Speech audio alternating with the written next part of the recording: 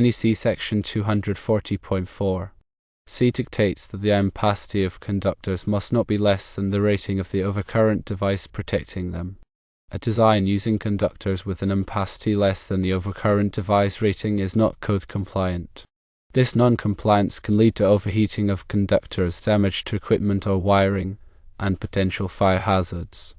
In the scenario presented, with a minimum circuit ampacity of 496 amps and a maximum overcurrent protection of 800 amps, using two sets of three 250 kc mil conductors, with a combined ampacity of 510 amps protected by an 800 amp circuit breaker, violates NEC section 240.4. The conductor's ampacity is less than the overcurrent device rating. To rectify this and achieve code compliance, the conductor size must be increased to match or exceed the rating of the overcurrent device. A recommended modification would be to use three 350 kc mil conductors. Three 350 kc mil conductors typically provide an ampacity of 705 amps, which is greater than or equal to the 800 amp overcurrent device rating, satisfying the requirements of NEC section 240.4. C. Beyond conductor sizing, several additional factors warrant consideration. Firstly, verify that the circuit breaker possesses an adequate interrupting rating to handle the possible fault current at the installation location. Secondly, address voltage drop and voltage regulation requirements for the connected equipment to ensure proper performance. Thirdly, adhere to all applicable wiring methods and installation practices as stipulated by the NEC and local electrical codes to maintain a safe and compliant electrical system. In summary, ensuring the conductor ampacity meets or exceeds the overcurrent device rating is critical for NEC compliance and electrical safety. Remember that the minimum circuit ampacity and maximum overcurrent protection values are crucial design parameters. Always consult the NEC and local codes for specific requirements and guidance on electrical installations. Firstly, determine the minimum circuit ampacity for the load. Secondly, select an overcurrent protection device based on the maximum overcurrent protection rating, ensuring it protects the conductors and equipment without nuisance tripping. Thirdly, calculate the required conductor ampacity considering factors such as ambient temperature, conductor bundling, and voltage drop.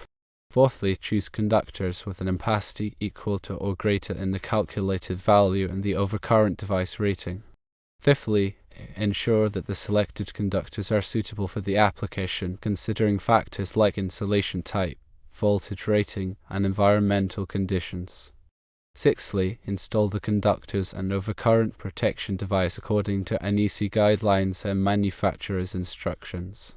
Seventhly, verify the installation by performing continuity tests, insulation resistance tests, and voltage drop measurements. Eighthly, document the conductor size, overcurrent device rating, and other relevant information for future reference.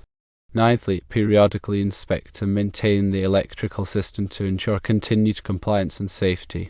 Tenthly, consult with a qualified electrical engineer or inspector if you have any questions or concerns about NEC compliance or electrical safety.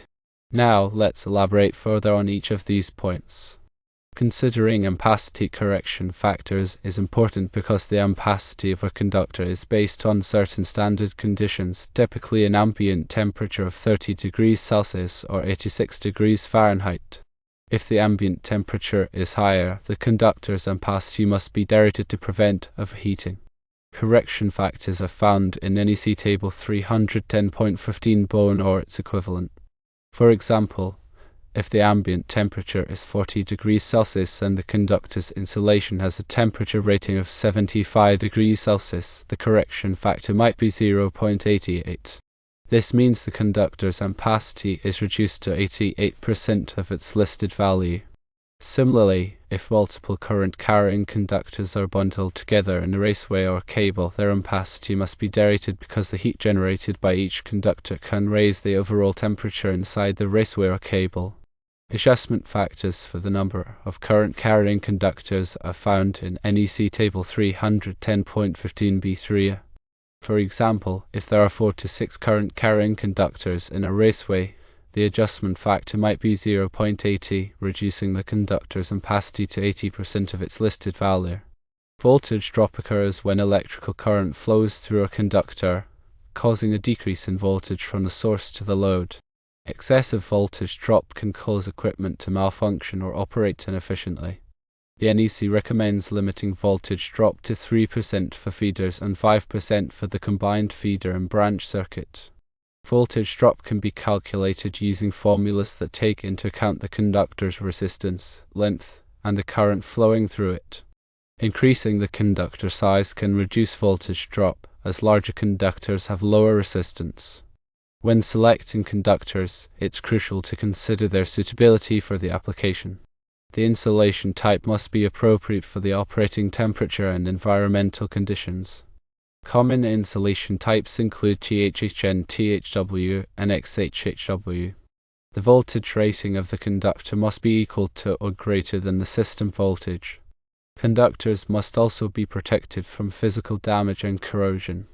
Installation of conductors and overcurrent protection devices must adhere to NEC guidelines and manufacturer's instructions.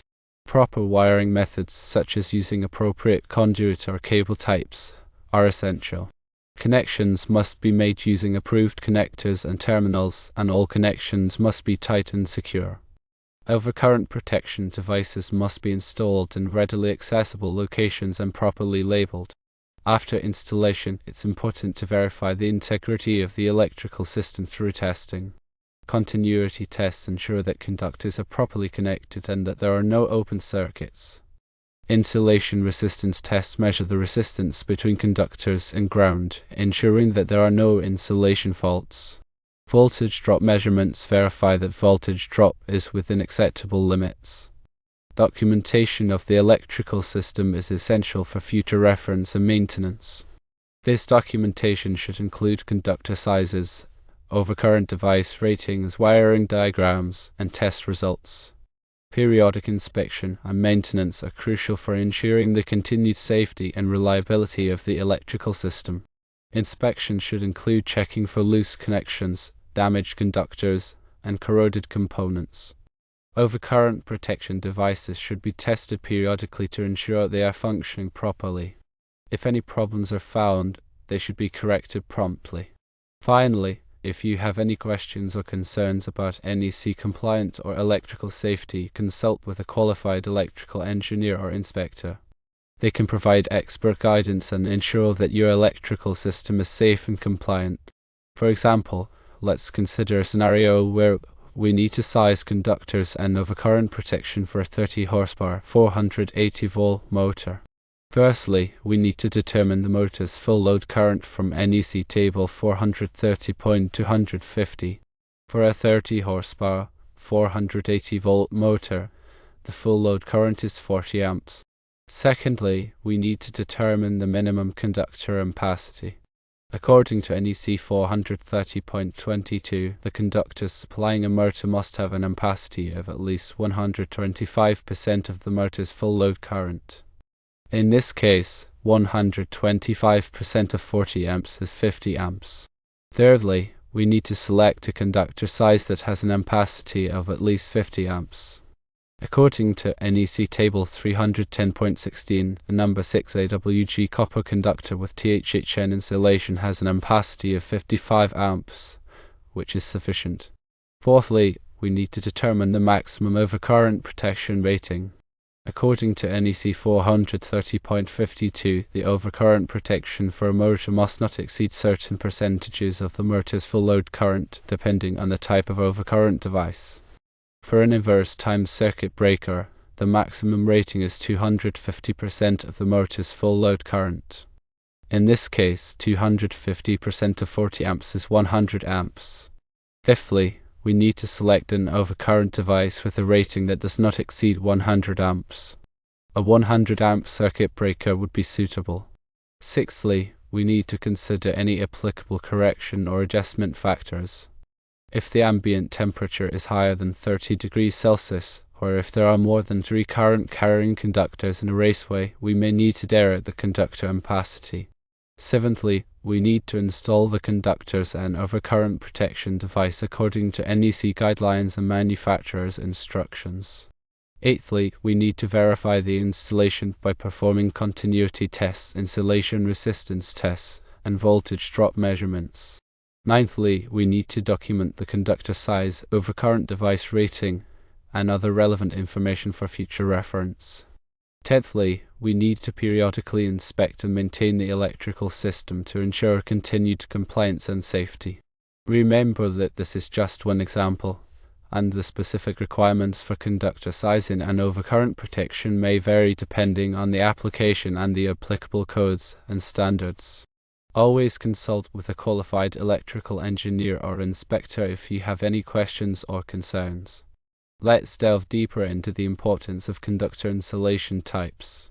The type of insulation used on a conductor plays a crucial role in its ability to withstand heat, moisture, and other environmental factors. Common insulation types include THHN, THW, THWN, XHHW, and RHW.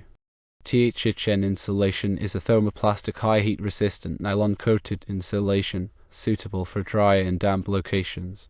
It has a maximum operating temperature of 90 degrees Celsius in dry locations and 75 degrees Celsius in wet locations.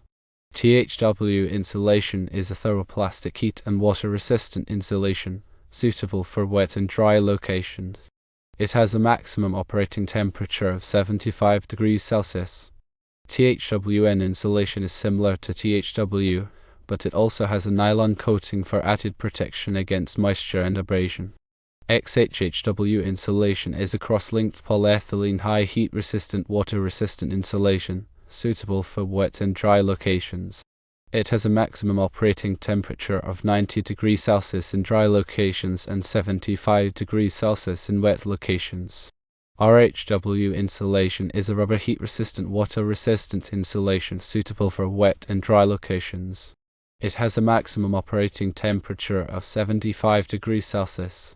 When selecting an insulation type, it's important to consider the operating temperature, environmental conditions, and any applicable code requirements. For example, if the conductors will be exposed to high temperatures, a high-temperature insulation like THHN or XHHW should be used. If the conductors will be exposed to moisture, a water-resistant insulation like THW, THWN, XHHW, or RHW should be used. It's also important to ensure that the insulation is compatible with the voltage rating of the circuit. Using the wrong insulation type can lead to premature failure of the conductors and potential safety hazards. Now let's discuss the significance of interrupting rating for circuit breakers. The interrupting rating of a circuit breaker is the maximum fault current that the breaker can safely interrupt without being damaged. It's typically expressed in amps. When a fault occurs, such as a short circuit, a large amount of current can flow through the circuit. The circuit breaker must be able to interrupt this fault current quickly and safely to prevent damage to the equipment and wiring. If the fault current exceeds the interrupting rating of the circuit breaker, the breaker may fail to interrupt the current, potentially leading to a fire or explosion. Therefore, it's crucial to select a circuit breaker with an interrupting rating that is high enough for the available fault current at the installation location.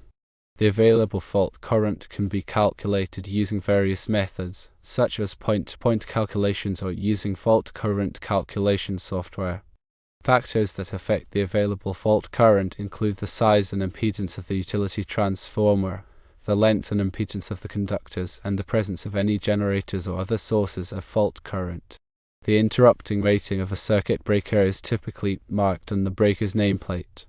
It's important to verify that the interrupting rating is sufficient for the available fault current before installing the breaker. In some cases, it may be necessary to use a current-limiting circuit breaker, which is designed to reduce the magnitude of the fault current and allow the use of a circuit breaker with a lower interrupting rating. Additionally, consider the impact of harmonic currents on conductor sizing. Harmonic currents are non-sinusoidal currents that can be generated by nonlinear loads such as electronic devices, variable frequency drives, and LED lighting. These harmonic currents can cause overheating of conductors, transformers, and other electrical equipment. The NEC requires that conductors be sized to account for the effects of harmonic currents. The specific requirements depend on the percentage of the load that is nonlinear and the type of equipment being supplied. In some cases, it may be necessary to increase the conductor size or use a neutral conductor that is larger than the phase conductors to accommodate the harmonic currents. It's also important to use equipment that is designed to withstand the effects of harmonic currents, such as harmonic filters or K-rated transformers. Furthermore, understand the function of ground fault circuit interrupters, or GFCIs. Ground fault circuit interrupters are devices that are designed to protect people from electric shock. They work by monitoring the current flowing through the circuit and detecting any leakage current to ground. If the leakage current exceeds a certain threshold, typically 5 mA, the GFCI will trip, interrupting the circuit and preventing electric shock. GFCIs are required in many locations, such as bathrooms, kitchens, and outdoor areas, where there is a high risk of electric shock. It's important to test GFCIs regularly to ensure that they are functioning properly. This can be done by pressing the test button on the GFCI. If the GFCI does not trip when the test button is pressed, it should be replaced. In addition to GFCIs, arc fault circuit interrupters, or RFCIs, are also used to protect against electrical fires. RFCIs are devices that are designed to detect arc faults, which are dangerous electrical arcs that can occur in damaged or deteriorated wiring. If an arc fault is detected, the RFCI will trip, interrupting the circuit and preventing a fire. RFCIs are required in many locations, such as bedrooms and living rooms, where there is a high risk of electrical fires.